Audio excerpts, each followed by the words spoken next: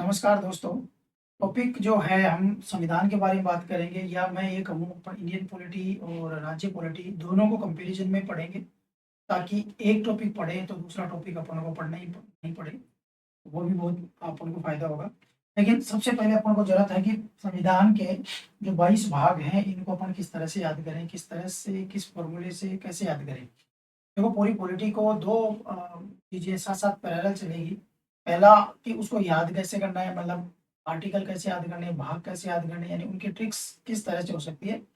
तो जो बेस्ट हो सकती है मेरे से वो मैं करने का प्रयास करूंगा। आप चाहो तो उसमें और अपना सुधार इनपुट डाल के और बेस्ट कर सकते हो। दूसरा जो है वो है कि उनको समझना कैसे है। तो समझने में क्या होता है कि विभिन्न प्रकार के जो आर्टिकल हैं वो एक दूसरे से कोरिलेट होते हैं। फिर साथ ही साथ सुप्रीम कोर्ट के जो जजमेंट हैं वो कोरिलेट होते हैं। हाल में क्या संशोधन हुए वो कोरिलेट होते हैं। तो बहुत सारी चीज़ों को जब अपन कोरिलेट करके पढ़ते हैं तभी अपन उसको अच्छे तरीके से समझ पाते हैं। तो देखो संविधान जो है, संविधान यानी देश का सर्वोच्च कानून। विधान और सम से बना है, सम प्लस विधान, विधान यानी कानून होता है। तो सर्वोच्च कानून किसी भी संस्था का हो सकता है। हर संस्था का अपना एक संविधान होता है। ऐसे ही देश का अपना एक संविधान होता है। यहाँ पर अपन हमारे देश का यानी भारत का संविधान के बारे में बात कर रहे हैं। तो देखिए भारत के संविधान के बारे में बात करें तो इसमें कुल जो भाग है, भागों की संख्या आज भी 22 ही है। कुल की बात करें तो 25 हो गए हैं वो। लेकिन भाग आज भी 22 ही हैं क्योंकि 23 पे कोई भाग नहीं है। इनमें से कुछ हटा दिए गए, कुछ जोड़ दिए गए। तो ऐसे कुल बात करें, जैसे मान लो 4 के है, एक नया है, फिर है ना 14 पे के है, एक वो नया है। तो ऐसे आपको अलग अलग और भाग मिल जाएंगे। तो कुल की बात करें तो जैसे 25 हो गई। बट मूल अभी भी इतने ही है, 395 अनुच्छेद है, वो 450 के प्लस हो गए अभी भी। लेकिन मूल 395, आज भी 396 पे कोई अनुच्छेद नहीं है। 396 पे कोई आर्टिकल आपको देखने को नहीं मिलेगा। अब संविधान के 22 भागों को अपन किस तरह से याद कर सकते हैं, बहुत सिंपल है, बहुत सरल है। आप थोड़ा सा टाइम ध्यान से याद होगे तो आपको ये आराम से समझ में आ जाएगा। देखिए संविधान में किसका है, भारत का संविधान है। और भारत को हमारे संविधान में संघ कहा गया है। तो पहला बात करते हैं संघ की। ये क्या कहा गया है, संघ कहा गया है, यानी यूनियन वर्ड का कहा गया। अब यूनियन क्यों कहा गया है, फेडरल क्यों नहीं कहा गया, तो ये हम आगे डिटेल से बात करेंगे। यहाँ पे हम केवल उद्देश्य ये है कि 22 भागों को किस तरह से याद करें। तो भारत को संघ कहा गया है।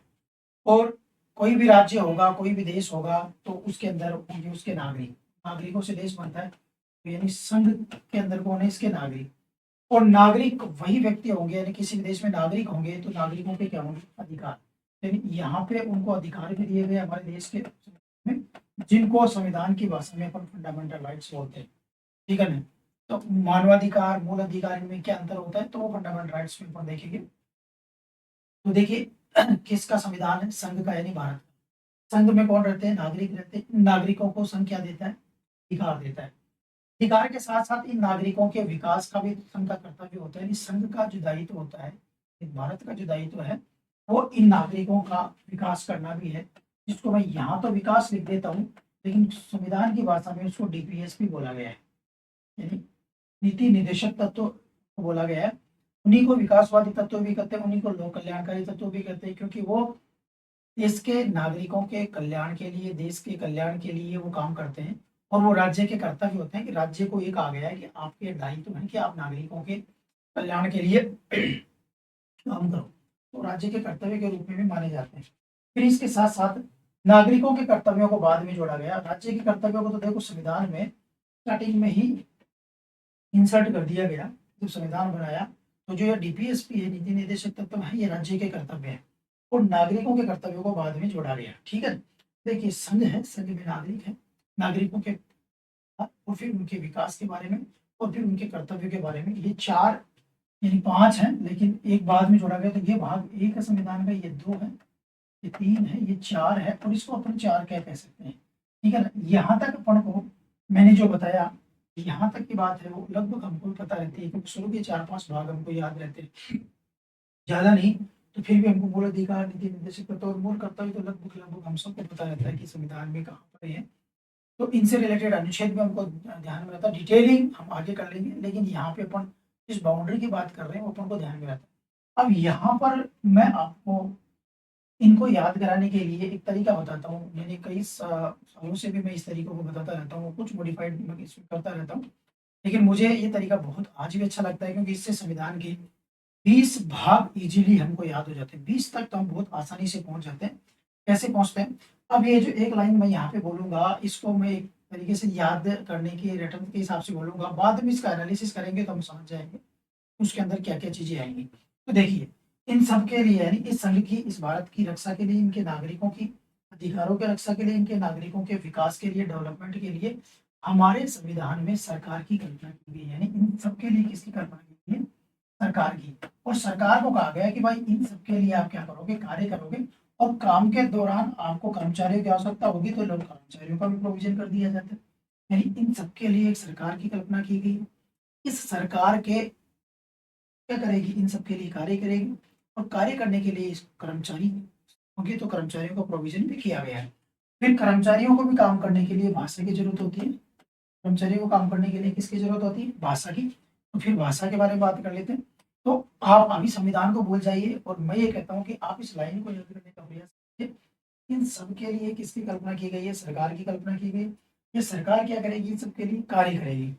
इन कार्यों को करने के लिए कर्मचारियों की आवश्यकता होती है और ये कर्मचारी किसमें करेंगे? किसी न किसी भाषा में करेंगे। तो 4 पॉइंट हैं, इनको आप आराम से सीक्वेंस से याद कर सकते हो कि इन सब के लिए सरकार सरकार क्या करेगी? कार्य करेगी। कार्य करने के लिए क्या चाहिए? कर्मचारी चाहिए और कर्मचारियों को काम करने के लिए क्या चाहिए? कोई ना कोई भाषा चाहिए।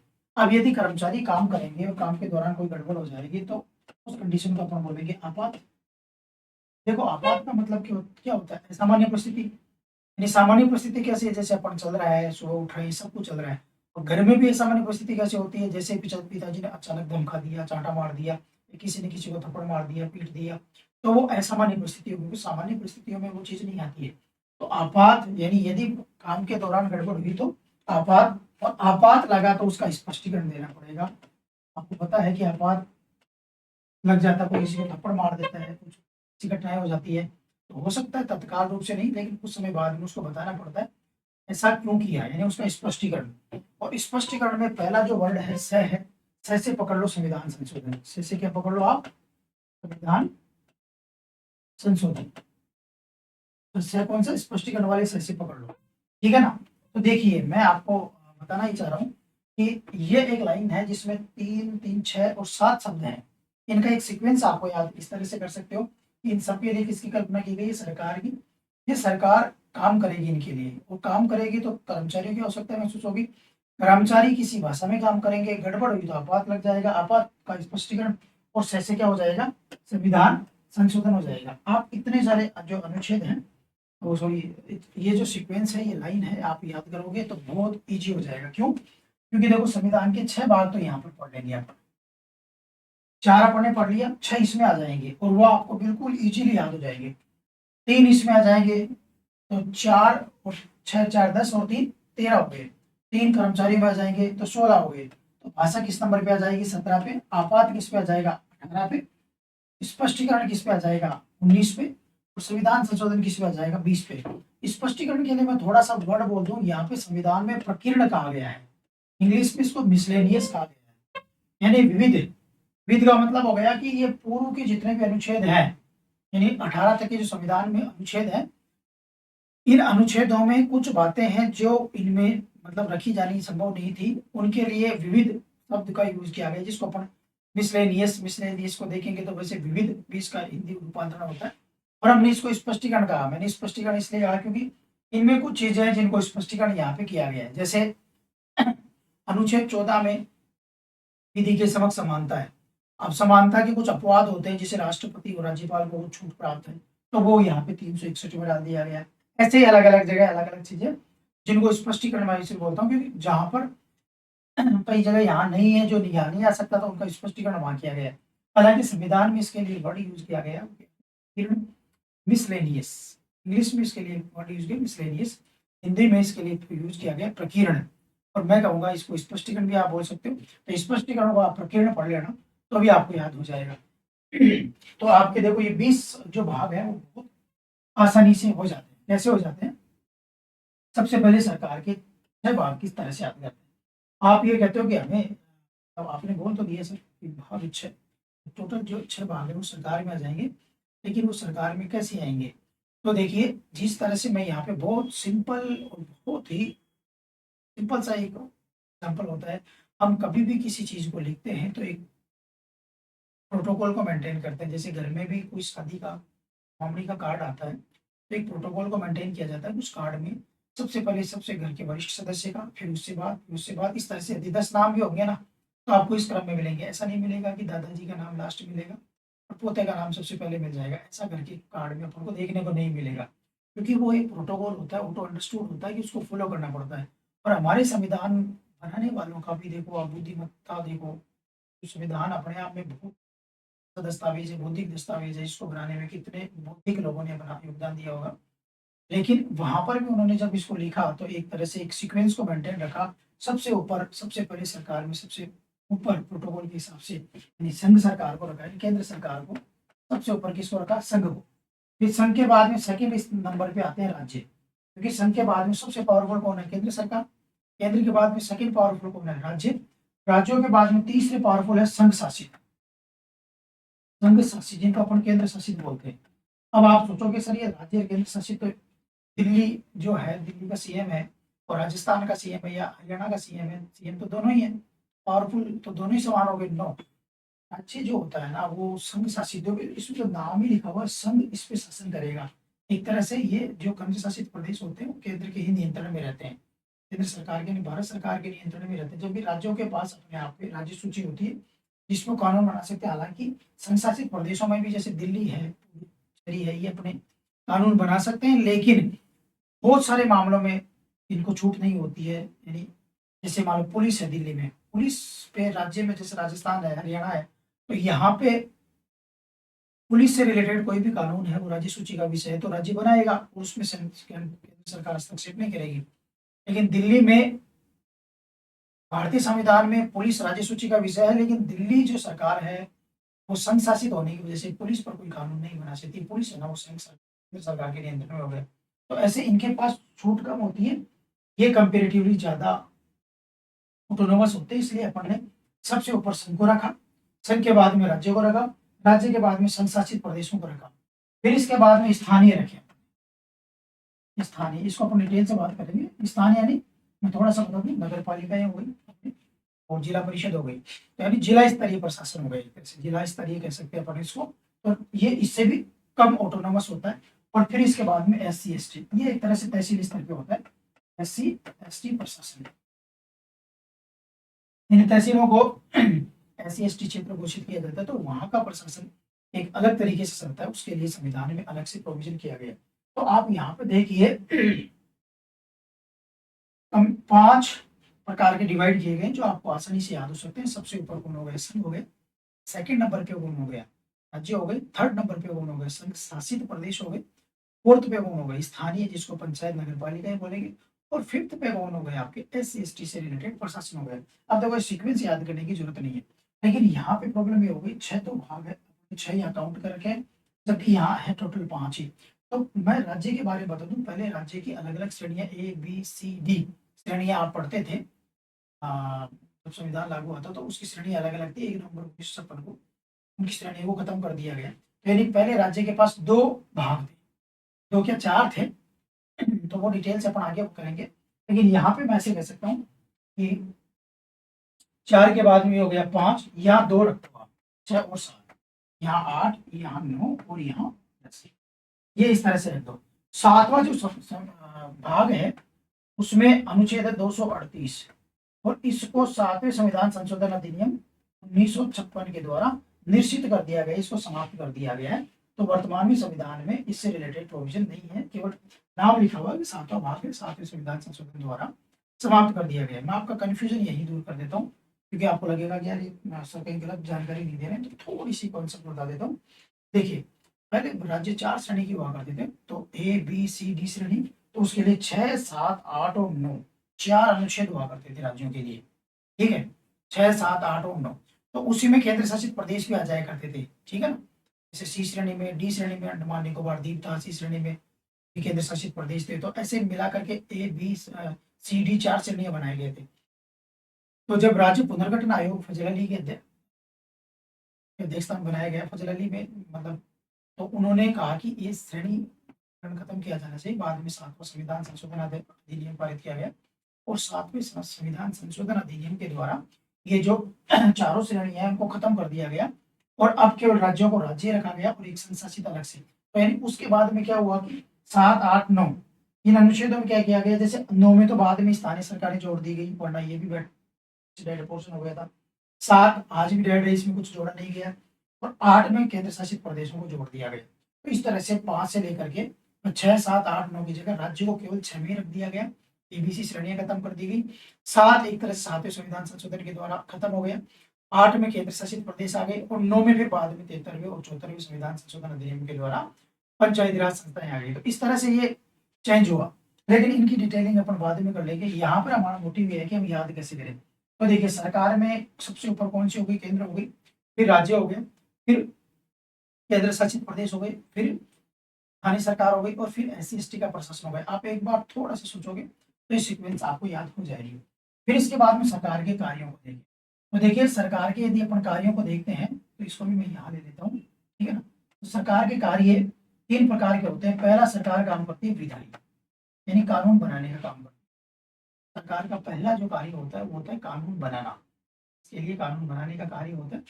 दूसरा, उस कानून को लागू करना होता है, जिसको कार्यपालक बोलते हैं, कार्य का पालन करना, कार्यपालक। और तीसरा, उस कानून को लागू करने के लिए पैसे चाहिए, तो वित्त का मैनेजमेंट तीसरा कार्य होगा वित्तीय। तो देखिए, सरकार के जो कार्य हैं वो 3 प्रकार के हैं। पहला, विधायी यानी कानून बनाना, दूसरा कार्यपालक यानी कानून को लागू करना, क्रियान्वित करना, और तीसरा वित्त यानी पैसे का मैनेजमेंट करना। अब देखो, यहाँ पर भी देखो वित्त को बहुत ज्यादा संविधान में डिटेल किया गया है। इसको भी 2 भागों में बांटा है, एक तो वित्त रिलेटेड और एक वित्त, जैसे पैसा आ गया आपके पास, एक तो वित्त कैसे आएगा, किस सोर्सों से आएगा, उसके लिए वित्त आयोग होगा, GST परिषद होगी, टैक्स कलेक्शन किस तरह से होगा, कौन करेगा, कैसे करेगा, ये सारी चीजें यहाँ पर डाली गई है।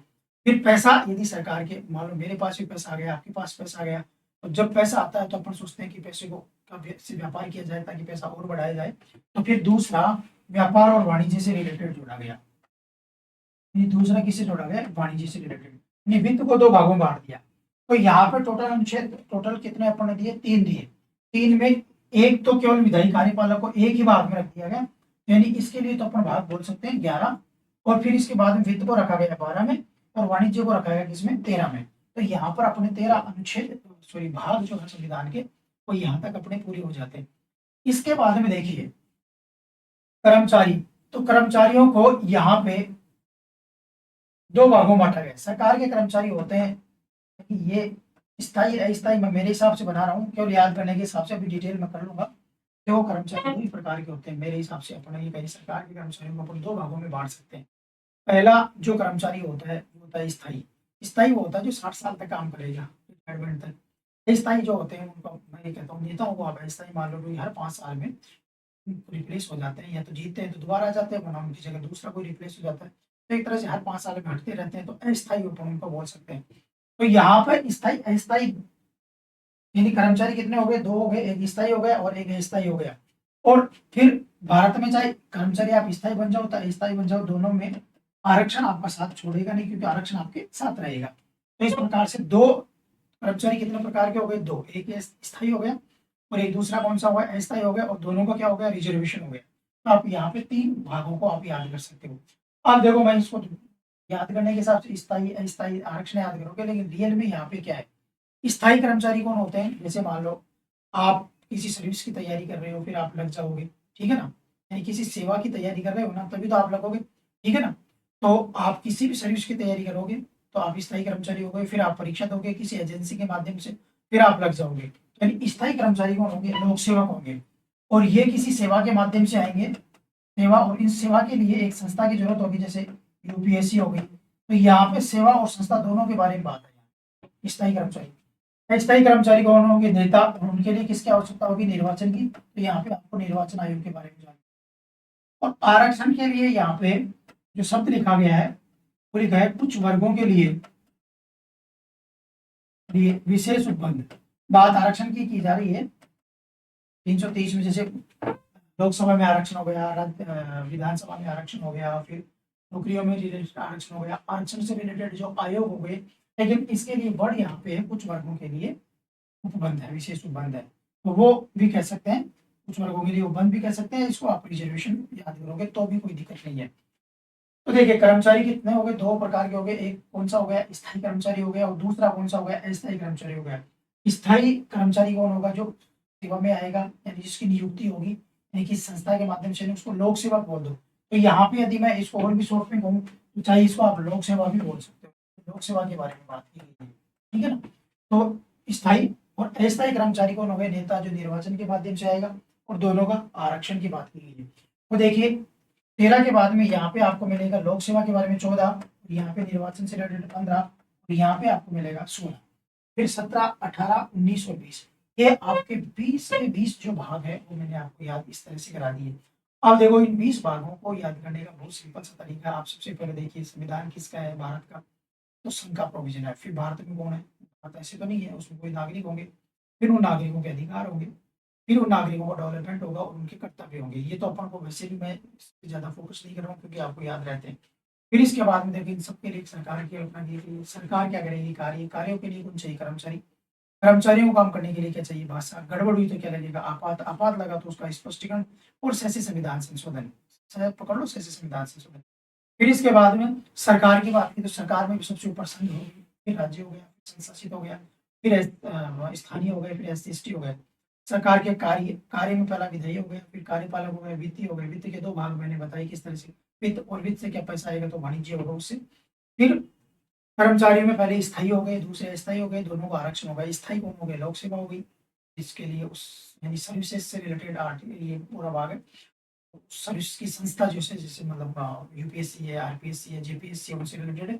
फिर रिजर्वेशन है, निर्वाचन सॉरी आरक्षण, सॉरी अस्थायी अस्थायी का निर्वाचन, तो वहाँ पे निर्वाचन आयोग के बारे में, फिर रिजर्वेशन के बारे में। तो इस तरह से अपन 20 भागों को 22 हो जाएंगे वो भी, लेकिन 20 भागों से रिलेटेड जो नाम है वो आपको आसानी से याद कर सकते हैं। इस क्लास का मोटिव यही था कि 20 भाग कैसे याद हो। अब मैं इससे अतिरिक्त जानकारी आपको दे देता हूँ जो कि मैं आगे धीरे धीरे बताता रहूंगा, तो वो वैसे भी याद हो जाएगी, लेकिन फिर भी देखो अनुच्छेदों की बात करें तो यहाँ 1 से 4 है, 5 से 11 है, 12 से 35 है, 36 से 51 है और 51 का है। इस पे तो मैंने कुछ बात नहीं की, क्यों, क्योंकि अपन को ध्यान रहते हैं, क्योंकि देखो मूल अधिकार आपको ध्यान रहते हैं, नीति निर्देशक क्या है, संघ सरकार 1 से 4 है। 1 से 4 तो नागरिकता आपको नहीं ध्यान रहता तो वो याद कर सकते हो, क्योंकि वो 4 पे खत्म हो रहा है, 12 पे हो रहा है, तो बीच वाली संख्या है वो इनको दे दो, तो यहाँ का प्रोविजन आप याद कर सकते हो। अब बचे ये सारे के सारे, तो इनके लिए मैं हमेशा आपको ये कहता हूँ कि 2 अनुच्छेद हैं जिनको आप याद कर लो, ये सारे याद, 2 अनुच्छेद है, ठीक है। तो 2 अनुच्छेद हैं वो आप याद करोगे तो ये सारे के सारे याद हो जाएंगे। कौन कौन से वो 2 अनुच्छेद हैं, तो देखिए पहला जो अनुच्छेद है वो तो अपन ने याद कर ही लिया है। यहाँ पे राज्य जो है वो किसमें है, 238 में है। किसमें है, 238 में है। सातों संविधान संशोधन द्वारा सातों जो भाग है वो खत्म कर दिया गया। उसका अनुच्छेद कौन सा, 238। एक अनुच्छेद तो याद हो गया, तो ठीक है एक अनुच्छेद और मैं बता देता हूँ, वो और याद कर लो। निर्वाचन आयोग जो है वो 324 में है। 324 में कौन है, इलेक्शन कमीशन। इलेक्शन कमीशन इन भारत का निर्वाचन आयोग जो है वो 324 में। एक अनुच्छेद आप ये याद कर लो, ठीक है। भारत का निर्वाचन आयोग जो है वो किस में है, 324 में। पेन चेंज कर लेता हूँ ताकि इसमें और आपको 324 में निर्वाचन आयोग है। तो अपन ने 2 ही अनुच्छेद याद किए, एक 238, ठीक है, और एक 324।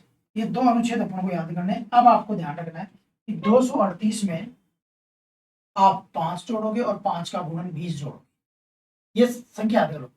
और 324 में 6 और 6 का गुणन 12 जोड़ोगे, 5 का गुणन 20, यानी उसमें 10 15 नहीं जोड़ोगे, केवल 5 और 20 जोड़ोगे। किसमें, 238 में।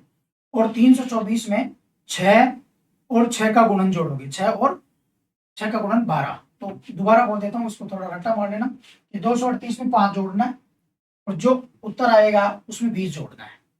जैसे 238 में 5 जोड़ा तो 243 आ गया, फिर 243 में 20 जोड़ा तो 263 आ गया। वो कहाँ जोड़ना है वो बताता हूँ, लेकिन एक बार माइंड में डालो कि 238 में 5 जोड़ना है, फिर जो उत्तर आएगा उसमें 20 जोड़ना है।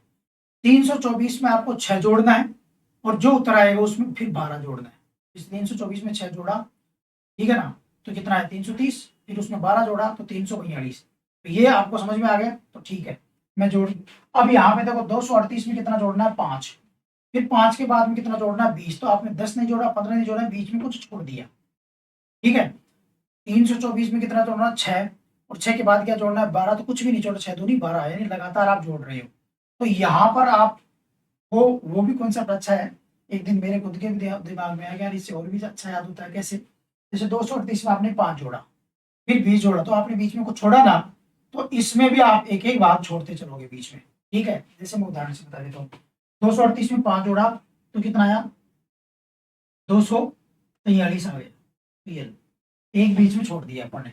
फिर 243 में फिर 20 जोड़ा तो कितना आया, 263। फिर एक अब बीच में छोड़ दिया, और यहाँ पर आ गया अपन 263। देखिए दोबारा बोल रहा हूँ, 238 में आपने कितना जोड़ा, 5, 243 आ गया। इसको थोड़ा कैलकुलेट कर लो। ठीक है, लाल पेन दिख रहा होगा आपको, लाल पेन दिख रहा है, ठीक है ना। तो 238 में 5 जोड़ा तो 243 आ गया, और 243 में 20 जोड़ा अपन ने तो कितना आ गया, 263 आ गया। एक एक छोड़ते गए भागों को, एक भाग को स्किप करते गए। यहाँ पे 324 में आप कुछ नहीं, कोई भाग स्किप नहीं करोगे, 6 6 दूनी 12 लगातार जोड़ रहे हो। तो 330, यहाँ पे कितना हो गया, 330 और 342, 330 और 342, 6 और 12 जोड़ा तो 330 और 342 आ गए। उनको अपन ने कंटिन्यू लिख दिया, उसके बीच में कुछ भी अपन ने नहीं छोड़ा। एक तो ये हो गए दो अनुच्छेद, दो भी क्या, एक ही तो अनुच्छेद याद किया, एक तो वैसे ही पहले याद हो गया था 238। तो 324 वैसे भी इंपॉर्टेंट अनुच्छेद है, क्योंकि निर्वाचन आयोग के बारे में, तो वैसे याद हो जाएगा। तो कुल मिला के गौर करो तो कुछ भी याद नहीं किया अपन ने, दोनों अनुच्छेद अपन को वैसे ही पता है। लेकिन ठीक है, फिर भी मान लेते हैं कि 2 अनुच्छेद याद किए। फिर इसके बाद में देखो, एक दो चीजें वो हैं जो मैं आपसे निकलवा लेता हूँ, और आप ईमानदारी से सही बोलोगे। जैसे मैं यदि आपसे ये कहूंगा कि आपातकाल से रिलेटेड अनुच्छेद कौन से हैं, तो आप सब बोल जाओगे 352, ठीक है ना, 356, 360। तो ये आप खुद बोल जाओगे 352 से 360 आपातकाल, ये अपन सबको पता रहता है। दूसरा मैं आपको संविधान संशोधन से रिलेटेड कहूंगा, तो भले आपको भाग 20 पता नहीं हो, लेकिन 368 सबको पता होगा। सर संविधान संशोधन का तो बहुत सा अनुच्छेद है, 368 है। ये कर लिया क्या, ये समझ में आ गया आपको? अब देखो, ये समझ में आ गया हो तो बहुत इजी है। ये 51 पे खत्म हुआ ना अनुच्छेद। अब केवल थोड़ा सा गौर से देखना, लिखना हो तो लास्ट में पहुंच करके लिख लेना, लेकिन अभी इस समय एक बार गौर से देखना कि ये 51 पे खत्म हुआ, कौन सा भाग, 4। तो पांचवा भाग कहां से शुरू होगा, 52 पे। कहां से शुरू होगा, 52 पे। 52 पे शुरू होगा, और 52 के पीछे क्या आता है, वापस 51 पे खत्म हो जाएगा, 151 पे खत्म हो जाएगा। तो बहुत सिंपल है, 52 51, 52 से शुरू हुआ और उसके जस्ट पीछे वाले यानी 51, यानी 151 पे खत्म हो गया, क्योंकि उल्टा तो चल ही नहीं सकता ना। तो 52 51 याद कर लोगे इसको, तो ये याद हो जाएगा, 52 से 151 हो गया। दूसरा अनुच्छेद ये है, ये 152 से शुरू होगा, क्योंकि ये 151 से शुरू हुआ है, तो 152 से शुरू होगा। और आगे देखो 238 पे है, तो इसका मतलब ये कहां पे हो जाएगा, 237 पे खत्म हो जाएगा। तो 152 से 237 पे खत्म हो गया, फिर 238 आ गए। तो आठवां भाग है वो 239 से होगा, क्योंकि 238 पे तो पिछला वाला है, और 239 से होगा तो आगे 243 है, तो यानी 242 पे खत्म हो जाएगा। ठीक है, फिर ये आगे 244 है ही, तो 10वें भाग में केवल एक अनुच्छेद है, 244, 244 लिख दो। अब 244 है तो इसका मतलब ये 245 से शुरू होगा 11वां भाग, और 263 तक चला जाएगा। तो 12वां भाग ऑटोमेटिक है ना, 264 से शुरू होगा, क्योंकि 263 तो पीछे हो गया ना। और 264 से इसकी बाउंड्री बहुत ईजी है, 300। 264 से 300, तो 300 वैसे याद हो जाएगा, याद कराने की जरूरत है क्या? अब आपको एक रट्टा मारना यहाँ पे, 301 से 307। एक चीज को थोड़ा सोच लो कि 300 के बाद वाला है ना, वो उसमें 7 अनुच्छेद है, 301 से 307, तो वैसे याद कर लो 301 से 307। तो 307 पे है, तो 307 पे हो गया ना ये। तो फिर इसके बाद में 14 जो सेवा है वो 308 से शुरू होगा। अब 308 से शुरू होगा तो आगे देखो 324 पे निर्वाचन आयोग है, इसका मतलब 323 पे ये खत्म हो जाएगा। ठीक है ना। अब 324 पे है तो ये 329 पे खत्म हो जाएगा, क्योंकि आगे 330। ठीक है ना। फिर ये 342 तक है लास्ट, तो इसका मतलब भाषा 343 से शुरू होगी। अब देखो आपातकाल 352 पे है, तो भाषा 351 पे खत्म हो जाएगी। फिर स्पष्टीकरण जो है वो 361 से शुरू होगा, क्यों? क्योंकि पहले 360 है और आगे 368 है, तो ये 368 पे हो जाएगा। तो ये इस तरह से देखो तो आपके पूरे के पूरे जो 20 भाग हैं, और 20 भागों से रिलेटेड जो अनुच्छेद हैं वो मैंने आपको याद कराए। अब देखिए एक यहाँ पे मैं अब थोड़ा सा, यदि मैं आपके इसको समझाने की दृष्टि से थोड़ा थोड़ा सरसरी दृष्टि से समझाने की प्रयास करूं, तो पहला जो भाग है वो संघ और उसके राज्यों से रिलेटेड है। दूसरा जो भाग है वो नागरिकता से रिलेटेड है, जिसमें नागरिकता के प्रोविजन क्या होंगे, भारत का नागरिक कौन होगा, नागरिकता में चेंज करने की शक्ति संसद को होगी तो वो कौन सा अनुच्छेद है। फिर फंडामेंटल राइट्स जिन पे मैं बात नहीं कर रहा। संघ सरकार से रिलेटेड है, तो संघ की सरकार में कौन कौन विधायिका, कार्यपालिका, न्यायपालिका जो भी रहेंगे उनके बारे में वर्णन है। 6 में राज्य सरकारों के बारे में, तो भी राज्य सरकारों की विधायिका, कार्यपालिका, न्यायपालिका उसके बारे में आएंगे। फिर 8 में दिल्ली हो गया, पुडुचेरी हो गया, है ना। फिर जैसे मान लो और भी केंद्र शासित प्रदेश है, लक्षद्वीप है या बाकी जो भी है, दादर नागर की हवेली, वो उनसे रिलेटेड है। 9वें जो है उसमें, नवा जो है उसमें देखो पंचायतों के बारे में है, फिर नगर पालिका और फिर बाद में कोऑपरेटिव भी जोड़ेंगे। तो 9 में 3 भाग हो जाते हैं, 9, 9A, 9B। 9 पंचायतों का हो गया, 9A नगर पालिका हो गया, 9B जो है आपका सहकारी समितियों का हो गया। ये बात वहां पे कर लेंगे जहाँ पे इसको डिटेलिंग करनी है। अभी केवल 22 भागों को याद। 10वें में SC ST प्रशासन से रिलेटेड है, तो ST प्रशासन जो होते हैं ना उसके बारे में। फिर इसके बाद में देखो 11वां भाग जो है वो विधायी और कार्यपालक कार्यों के बारे में, 245 से 263 तक विधायी और कार्यपालक। अब इसको मैं थोड़ा सा बता दूं कि देखिए ये जो सरकार के कार्य है ना, एक तरह से इसको अपन बोलते हैं केंद्र राज्य संबंध। केंद्र राज्य संबंध का पूरा का पूरा आपका जो 3 है ना, ये केंद्र राज्य संबंध है। वैसे मैंने बताया कि सरकार के कार्य हैं, तो ये कार्य है सरकार के, लेकिन ये पूरा जो भाग 11, 12 और 13 3 भाग है वो केंद्र राज्य संबंधों के हैं। मैं समझा दूं, केंद्र राज्य संबंधों के विधायी संबंधों में आएगा कि संघ सूची पे कानून कौन बनाएगा, राज्य पे कौन बनाएगा, संवर्ती पे कौन बनाएगा, राज्य पे कब कब केंद्र कानून बना सकता है, तो वो सारी की सारा वर्णन आपको 11 मिलेगा।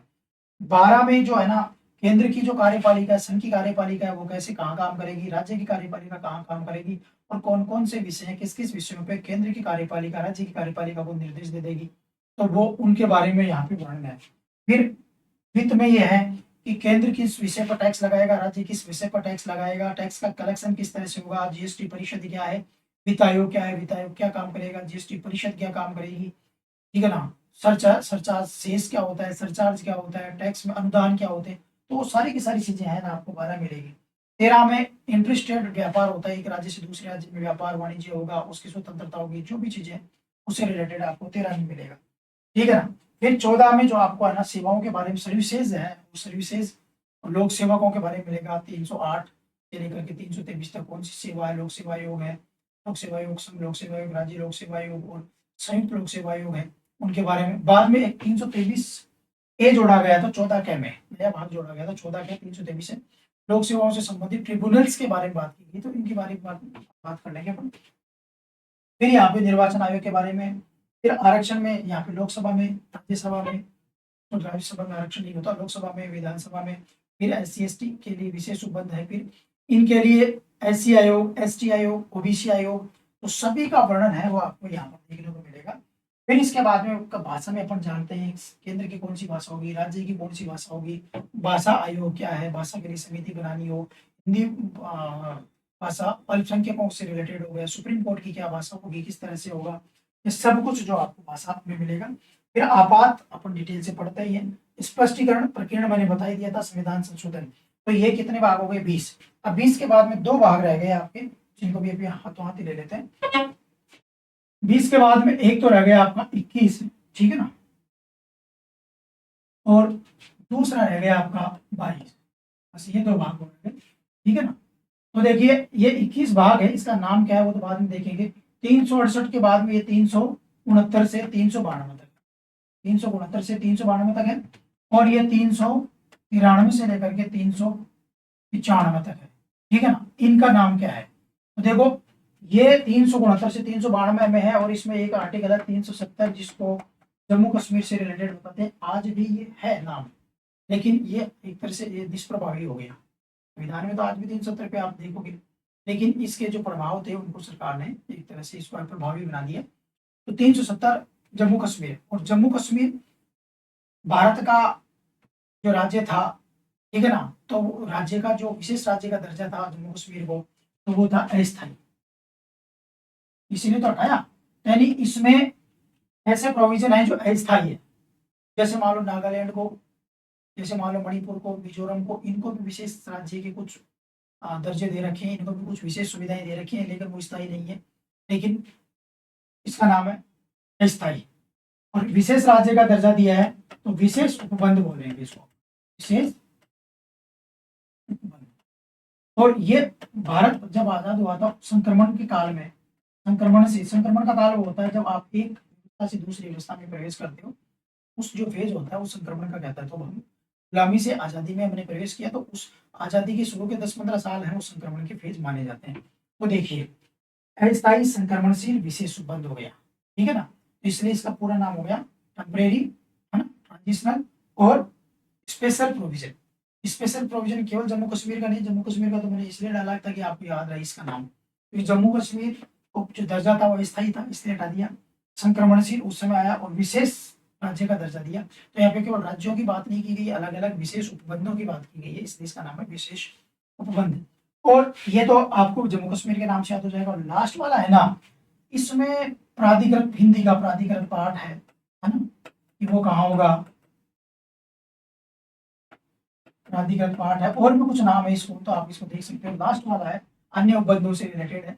तो ये आपके 395 जो अनुच्छेद है मैंने आपको याद कराए, और आई होप आपको ये इजीली समझ में आएंगे, आप इनको बना लीजिए। इसके बाद में अपन एक एक करके जैसे विधायी का क्या प्रोविजन है, कार्यपालिका का क्या प्रोविजन है, उनके बारे में बात करेंगे। नमस्कार।